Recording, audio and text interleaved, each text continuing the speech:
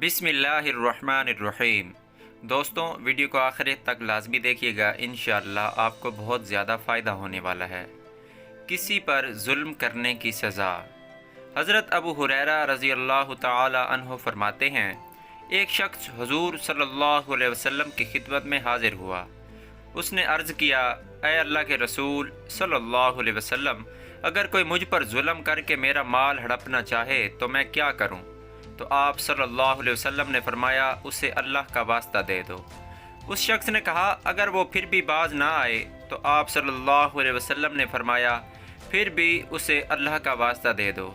اسی طرح اس نے دوسری مرتبہ پھر پوچھا، اے اللہ کے رسول، اگر پھر بھی وہ باز نہ آئے؟ تو آپ صلی اللہ علیہ وآلہ وسلم نے فرمایا، پھر بھی اس سے اللہ کا واسطہ دے۔ اس نے تیسری مرتبہ پوچھا، اے اللہ کے رسول، اگر پھر بھی وہ باز نہ آئے تو کیا کروں؟ تو آپ صلی اللہ علیہ وسلم نے فرمایا، پھر بھی اسے اللہ کا واسطہ دے دے۔ اور اس نے پھر پوچھا، اے اللہ کے رسول صلی اللہ تعالی علیہ وآلہ وسلم، اگر وہ پھر بھی باز نہ آئے تو پھر میں کیا کروں؟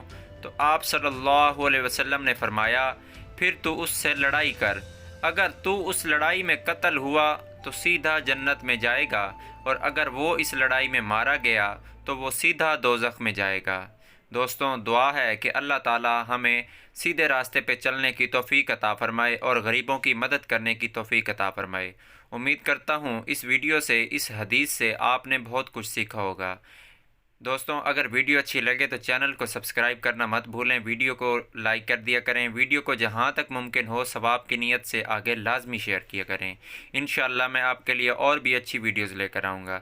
مجھے اجازت دیں، ملتے ہیں ایک نئی ویڈیو کے ساتھ۔ اللہ حافظ۔